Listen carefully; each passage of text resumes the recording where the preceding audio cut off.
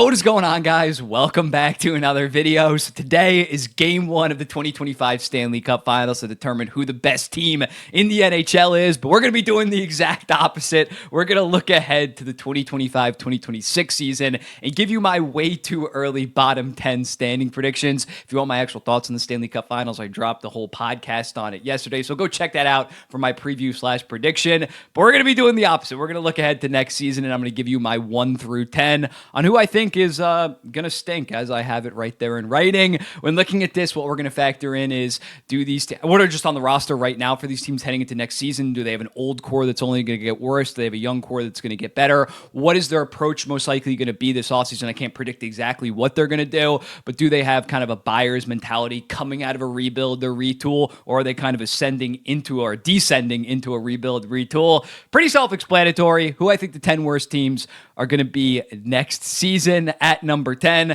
I got the Calgary Flames. Was I completely wrong about this team last year when I bet like $200 on their under 81 points?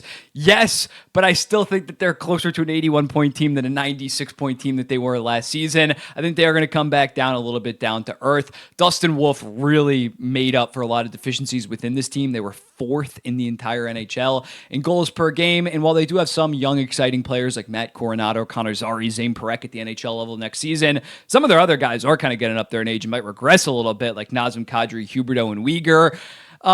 Just don't really have any top end talent. I think Dustin Wolf still going to have a very good season, but Ryan Huska, I don't really love that much as a coach. And they might potentially trade Rasmus Andersson. If they trade Rasmus Andersson, I think we can all agree that they're most likely going to be a bottom 10 team. That defense score right now outside of their top two is pretty shaky. Yeah, just no difference makers, although last year they were in it towards the end for a playoff spot. I don't really expect that to be the case considering some of the other teams in the Western Conference that might be taking steps, improving a decent amount. So I think the Calgary Flames are going to check in at number 10. Watch me be yet again. I'm going to have to bet them again to go under their point total. It's probably going to be like 85 this year, but I'm doing that again. I'm riding yet again and down in the Calgary Flames. Next up at number 9, sticking in the Pacific Division, Vancouver just has so many goddamn question marks, man. When looking at them, Demko, is he going to be healthy? I don't know. Kevin Lankinen was good for the first 25 games. He had a 908 in his first 26 games. And in his back 25, he was below a 900.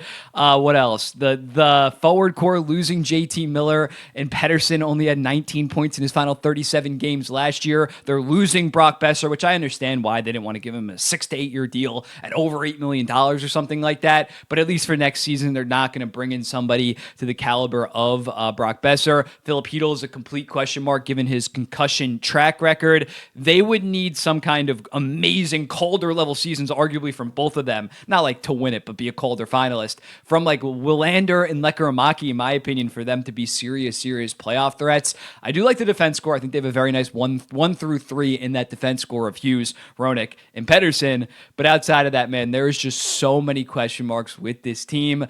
I think at this point, they're probably looking at like an 83, 84-point season. I know that they actually had a pretty decent season last year and were somewhat in the playoff race, but I think next season, new coach coming in, I think it's going to be a little bit of a disaster from the Vancouver Canucks, and maybe they need kind of a reset season and pick up a very high prospect. Next year, at number 8, give me the Boston Bruins. When looking at it, they were kind of in the hunt in the Eastern Conference last year, but then once they decided it was time to tank it up and sell, they had a stretch over 23 games where they went 3-17-3. Like, they really tanked to perfection. They lost Brad Marchand. They lost Brandon Carlo. Got a decent package for Carlo. Brad Marchand, now it's a first-round pick.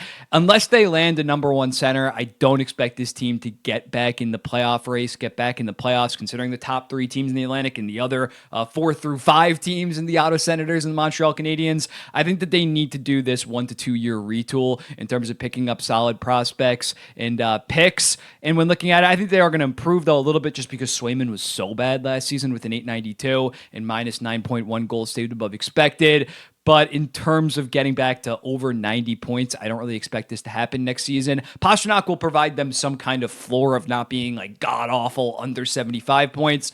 But this team still has dude, outside of Pasternak, that forward core is just so goddamn rough at this point. So I think, yeah, probably an 80-point team flat heading into next season. Next up at number 7, I have the Nashville Predators improving a decent amount. When you look at the underlying numbers, they were actually 17th in 5-on-5 expected goals percentage and 14th in all situations expected goals percentage. They just happen to have a brutal 43.62% goals percentage because they did not exactly get the finishing that the expected goals suggested that they should have, on top of UC Soros just kind of having an ass season, 895 save percentage and negative 7.4 goals saved of expected. I expect Soros to bounce back, especially now that he's getting paid a decent amount starting next season. Even if he's just a 905, that's like a 5 to 7 point increase for the Nashville Predators. They have $17 million of cap space with only Evangelista being an RFA, so they can bring in some talent. This could obviously change if they trade Marchessault, if they trade a bunch of guys and just fully enter that retool rebuild. I think that they will yet again be a bottom 5 team,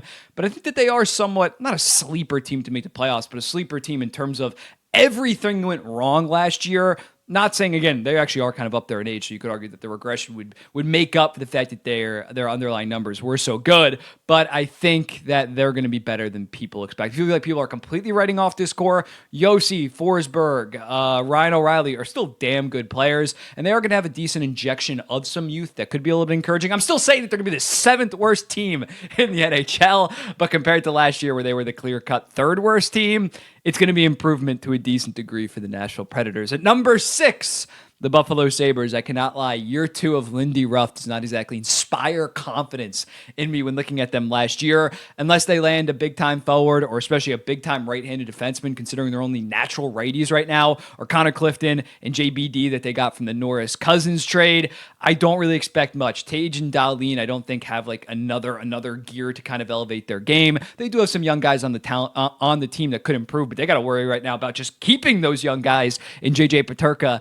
and Bowen Byram. They're not going to have a 13-game losing streak, but even last year, the underlying numbers suggested that they were just a consensus bottom 7 to 8 team, ranking 27th in expected goals of 5-on-5 and 25th in all situations. It's Buffalo. They're probably not ending the playoff drought this season, and especially UPL.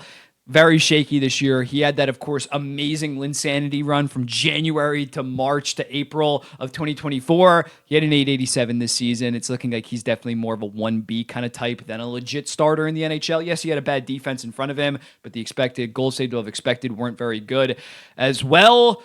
So, yeah, outside of Dahlin, Thompson, I like Alex Tuck a decent amount. This team is just still pretty goddamn bad despite rebuilding for the last decade or so. At number 5, give me the Seattle Kraken. You want to talk about an aggressively meh roster? They have one legit top-line forward on an actual playoff team, legit good team, in Jared McCann, one legit top-pair defenseman in Vince Dunn. And there's a bunch of middle 6 forwards, bottom 4 defensemen. It just does not inspire any confidence. And they traded Bjorkstrand, they traded Gord, they traded Tanev, and those were all very good deals. They got good value for that, and they need their young guys to play more. I understand the big picture of that, but for next season, they're gonna yet again be a bad team. This was a 76-point team last year. I don't think that similarly to Lindy Ruff, I don't really love Lane Lambert behind the bench for the Seattle Kraken. I'm not sure he's going to be a guy that comes in there and inspires them for some kind of turnaround. Unless Shane Wright takes a big jump, unless Matty Beniers returns to at least rookie season, if not more, they're just not going to have what it takes, especially in terms of offensive firepower. They have $20 million of cap space. Capo, Kako, Riker, Evans are RFAs, and they could open up even more salary cap space with the Grubauer buyout or a potential trade. But do you trust Ron Francis, even though he's in a no-state income tax state, which apparently some people think is the ultimate end-all, be-all? I don't expect Ron Francis or Jason Botterill to really bring in top-tier talent with the $15-ish million that they have once they re-sign their RFAs, considering what he did last summer with Chandler Stevenson and Brandon Montour. Seattle, they should be hoping to kind of stink it up. I don't see a route for this team to make the playoffs, so you might as well suck and then potentially land an actual franchise-altering guy. But they really don't have that within the system, and they're picking 8th overall this season. So Seattle Kraken fans should be rooting for kind of an ass season. Next up at number 4, the Philadelphia Flyers. When looking at them, I think that this is the kind of the last year of their rebuild. The last year they're going to stink it up, and it's a good year to stink it up with Gavin McKenna at the top in the 2 through 5 of this draft. They have a lot of money to spend this summer, but considering Briere wasn't even willing to pull a trigger on a Marco Rossi deal for a late first-round pick and his 7x7 kind of demands, I don't think Briere is going to be big game swinging, even though he just brought in Tocchet. This team outside of Konechny and Michkov, similarly to the Kraken, just don't really have a ton of elevators, and their goaltending compared to the Kraken. Kraken have Joey Daccord at least that can stabilize. They had one of the worst goalie trios in NHL history this season. And when looking at once they traded Frost and Farabee to the Calgary Flames, they were 10-17-4 to end the season. They actually had pretty solid underlying numbers throughout. But yeah, I think that this team has one more year of being around the 75-ish point team, maybe even 70. And then after that, they'll take swings. But next season, the defense core doesn't really impress me that much, and they might end up trading Rasmus Ristolainen relatively soon. Just not enough difference makers and not really deep enough for me to potentially see this team come out of the rebuild and give me 85, 87 kind of points. So I think they're yet again going to be in the bottom 5. Next up, Chicago, 61 points last year. I think that they are going to be much improved, but again, from 61 points to 70, 73, that would be a big improvement for Chicago. Next year, they're going to have a lot more talent, young talent at the NHL level, cheap talent in Oliver Moore, Renzel, Leshinov. They have $29 million with only Ryan Donato as an unrestricted free agent. Not saying that Davidson should sign like second liners to 7-year deals, egregious deals, but I would take a swing on like a Nikolai Ehlers potentially to play with Connor Bedard, and if not, kind of sign middle sixers and solid defensemen to kind of 3 to 4 year deals. You definitely need to take a step this year, although again, Gavin McKenna's at the top. You need to show some life in terms of turning it around. Last year, they actually did improve, I think like 8 points because they just were so bad in that 2024 season alongside the San Jose Sharks. So I think there are going to be improvement on top of Spencer Knight as your full-time, hopefully, starter this year. Could be an improvement in terms of net. So I think that they're going to be around the 70 to 75 point team. It's going to be improvement, but they're still decently far away. And Davidson, although he should be bringing in some talent for Connor Bedard, he should not be swinging for the absolute fences, trading away picks and prospects for immediate impact 29-year-olds. But we need to see some improvement from the San Jose Sharks. In second, I got the Pittsburgh Penguins. This is probably assuming that one or maybe even two of Carlson, Rust, and Raquel are gone at this point, considering since the Gensel trade, they have been very much thinking about the impending rebuild, whether that's the Marcus Pettersson deal, the Tanev flip that they did. That was a damn good move in terms of trading away Michael Bunting to get Tanev and then shipping out Tanev for a second and a fourth round pick. When looking at the actual team for next season, Jari, although he was better once he got called back up from the AHL, you can probably pencil him in for like an 897 save percentage. He's not very good unless Joel Blomqvist really breaks out. That goalie tandem is going to be bottom 10 in the NHL.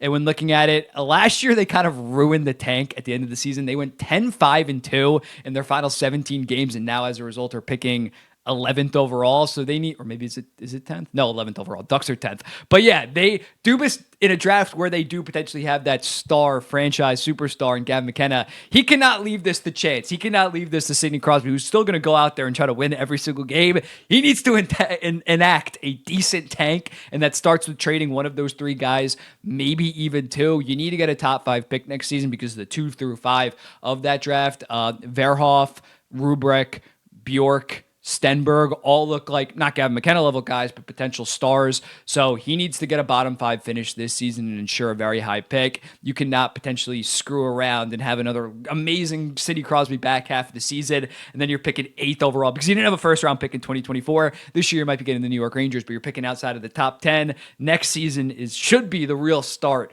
of this kind of rebuild in Pittsburgh.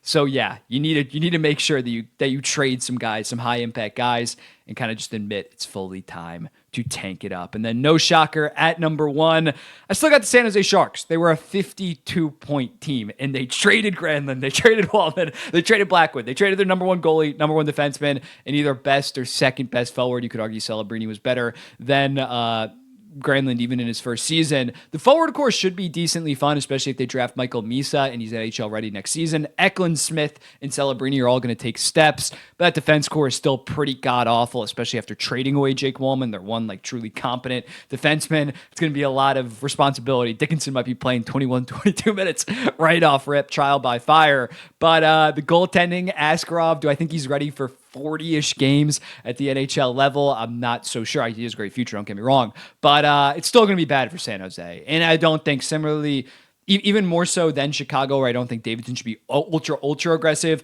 I think San Jose kind of knows that next year we're still probably going to stank last year if we get a Kevin McKenna or one of those top 5 guys. Awesome. And then after that, we kind of go for it. I would be shocked if they go from trading Granlund, Wallman, Blackwood to then flipping a switch and being ultra aggressive this summer. Maybe another Toffoli kind of veteran guy that you bring in to improve the team. They should not be in the 50s next season, or definitely the mid to low 50s in terms of points. They should take a step, but this team is still pretty ass. In terms of honorable mentions, I know people are screaming about my New York Islanders. I think Darsh is mostly going to run back the exact same team outside of maybe like a couple guys. And when looking at them, they had some brutal injuries. Matt Barzal barely even played last season. On top of, I cannot imagine like almost the power play and penalty kill almost literally can't get any worse considering it was second to last in both regards. So as long as they can improve on that and get a little bit more help, I think they should be an 85 to 90 point team, and Darsh should kind of evaluate. I hope that they kind of stink to a degree, don't get me wrong, and then trade Peugeot and Lee and kind of get another top 8 pick. The Detroit Red Wings, Yzerman's on the hot seat. He's going to be aggressive, and they do have some young guys that are going to take steps, and were they even they weren't even a bottom 10 team last season. The Anaheim Ducks, great goalie tandem. Their 5-on-5 numbers were ass with Cronin, but I think Quenneville is going to be able to turn that around. And with that tandem, they should be, after being an 80-point team last year, should be 85, 86 points for next year. Those are the 3 teams that I put on the honorable mentions. Other teams, I think the Rangers are going to be much better. Everything went wrong. I'm going to have a video on the Rangers in a day or two, what happened in the last 12 months of them. But next season, they should be better. Utah Mammoth have $22 million to spend with no free agents. They're going to be much better next season. And I don't think I'm forgetting anybody else. Let me know in the comments. What do you think about this? Who'd you move up? Who'd you move down? Would you put my New York Islanders on this list? I'll be seeing the next one. By the way, I moved out to Brooklyn, moved out of New Jersey, moved out of the parents' place. This is the new studio. I'm going to spruce it up eventually, put some stuff on the wall behind me so you're not just looking at white paint. But yeah, thank you guys as always for watching. I'll be seeing you in the next one. Peace.